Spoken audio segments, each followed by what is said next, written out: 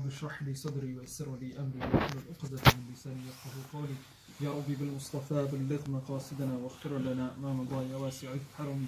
Alhamdulillah, all praise be to Allah subhanahu wa ta'ala, who's blessed us in this month with the fast in Ramadan, and also by standing in the night and reciting Salat Taraweeh and worshipping Allah subhanahu wa ta'ala and listening to the Quran. And so we praise Allah subhanahu wa ta'ala in every moment, and we thank Him for allowing us to spend our time in this act of worship. Sayyidina Ibn Ata'illah al-Iskandari rahmatullah alayhi, he says it's enough of a reward that He considered you worthy of the act of goodness. That the fact that Allah subhanahu wa ta'ala allows you to engage in good is the reward itself, other than to seek a reward from Allah subhanahu wa ta'ala above and beyond that. I wanted to discuss today the issue of Taraweeh. It's an issue that comes up every single year. Is it 8 or is it 20? And all sorts of questions that arise about Taraweeh. If you fast, do you have to pray Taraweeh? And if you don't pray Taraweeh, is your fast accepted? Or if you don't fast, do you have to pray Taraweeh? All kinds of different combinations of questions that come up. Not from the perspective of wanting to debate, because this religion is never based upon debate. Imam Malik rahmatullah alayhi said that if this religion was based upon debate, then people would change their beliefs and their religion every day. If somebody of a more convincing argument came to them, they'd say, that sounds more convincing, and they'd change their position. And so this religion is never based upon debate, and we should never go out to debate. But it's important that we understand the position that we follow. So the position, first and foremost, when we look at praying Salatul Taraweeh, we look at the 4 Imams. And like we mentioned yesterday, that Islam can be broken down into Islam, Iman and Ihsan. Islam, when we want to know how to practice our Islam aspect of our religion, then we look at the 4 Imams. And namely, there are Imam Abu Hanifa rahmatullah alayhi, Imam Malik rahmatullah alayhi, Imam Shafi'i rahmatullah alayhi, and Imam Ahmad ibn Hanbal rahmatullah alayhi. All 4 of them agree that Salatul Taraweeh is 20 rak'ahs. And it's wajib, it's binding upon every single individual to follow one of the 4 Imams. We do not have the ability, nor is it permissible for us to go directly to the Quran and Sunnah and extract rulings. That's a fallacy of the modern age. It's never understood that Muslims, the general populace, can go directly to the Quran and the Sunnah and take out rulings. Just as a simple example, if it was binding upon us to go directly to the Quran and the Sunnah, then every single one of us here would be obliged to go to the Quran and the Sunnah and learn how to make wudu, for example.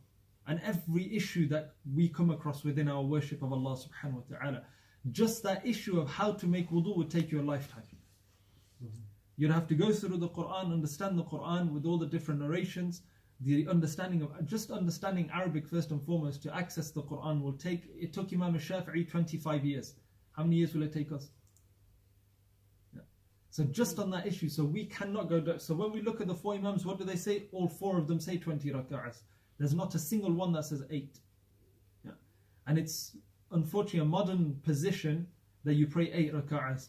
And like one of our scholars said, we'd rather go by the so-called mistakes of the 4 Imams than the so-called corrections of modern day so-called scholars.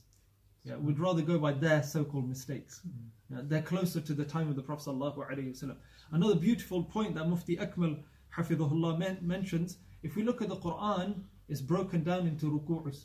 Every juz that you read is broken down into ruku'. Now the word ruku' comes from the word raka'a, when you make ruku' in salah.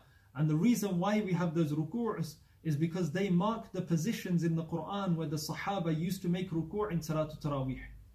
If we look at the Quran, it has exactly 540 ruku'us in it.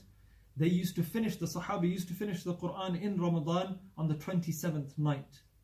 20 times, if you divide 540 by 20 rak'ahs within 27 nights, it results exactly for 540. So that's why they used to pray 20 rak'ahs as well. If we look at Sayyidina Umar, and in fact a Saudi scholar, he's written a book, and just the title of the book gives you the answer. And the title of his book is 20 rak'ahs of Taraweeh. This is the title. From the time of Sayyidina Umar to our time today. That's the title of his book. Meaning what? That from the time of Sayyidina Umar radiallahu anhu till today, in the Haramain al-Sharifain, many things have changed, unfortunately. But one of the things that has stayed constant is that the people of the Haramain al-Sharifain have always prayed 20 rak'ahs. Sayyidina Umar's position. And in the time of the Prophet ﷺ, it wasn't an established sunnah. And the reason for that was that the Prophet ﷺ didn't want to make it farad upon the ummah. If the Prophet ﷺ had made it an established position where he came out and he prayed 20 raka'ahs of Taraweeh with the Sahaba, it would have become a farad salah upon the Muslims. And the Prophet ﷺ didn't want that. Meaning if somebody denied it, they would become a kafir. If somebody left praying Salatul Taraweeh, they would be subject to imprisonment, etc. etc. Another position that some people mention is the 8 raka'ah. And the reason they come up with the 8 raka'ah is the hadith of Sayyidatuna Aisha radiallahu anha, in which he said, never did the Prophet ﷺ in Ramadan or outside of Ramadan pray more than 8 raka'ahs in the night.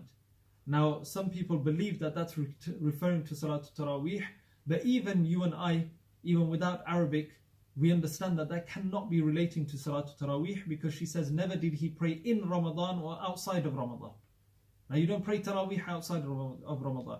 What we know is that the Prophet ﷺ used to pray Tahajjud, the Prophet ﷺ used to pray Qiyam al-Layl, and so even in Ramadan, whilst praying 20 raka'ahs of Taraweeh after Salatul Isha in the night, the Prophet ﷺ further used to continue with this practice of Qiyam al-Layl and Tahajjud and he used to continue to pray 8 raka'ahs. So those 8 are referring to Qiyam al-Layl, not to Tahajjud. And the other position that some people mention is that the people of Madinatul Munawwarah, in the time of Sayyidina Umar bin Abdul Aziz, rahmatullah alayhi, who's considered the 5th Khalif. He's considered the 5th Khalif. They used to pray 36 raka'ahs. 36. Now, the way that, and that's the older position of Imam Malik. His later position was of 20. But the explanation of the 36 is that the people of Madinatul Munawwarah, because Imam Malik was from Madinatul Munawwarah, his title is Imam Ahlu Medina. He's the Imam of the people of Medina. Is that the people in Mecca, after every 4 raka'ahs, we read the tasbih, Subhana dil Mulki wal Malakut. The people of Mecca, they used to make 4 tawafs around the Kaaba as their break. That was their break. Yeah? Now the people of Medina, they thought, what can we do?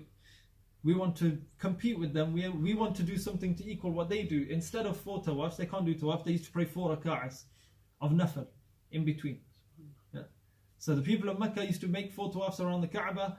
The people of Madinatul Munawwarah used to pray an extra 4 raka'ahs of nafal in between the 4 of the Taraweeh. So if you add up the 4, 8, 12, 16, the 4 gaps, it equals 16. 16 and the 20 equals 36. So they weren't praying 36 raka'ahs of Taraweeh, they were praying 20 raka'ahs of Taraweeh and 16 raka'ahs of nafal. Now if people want to follow that position, alhamdulillah. Bismillahir Rahmanir Rahim. Alhamdulillah.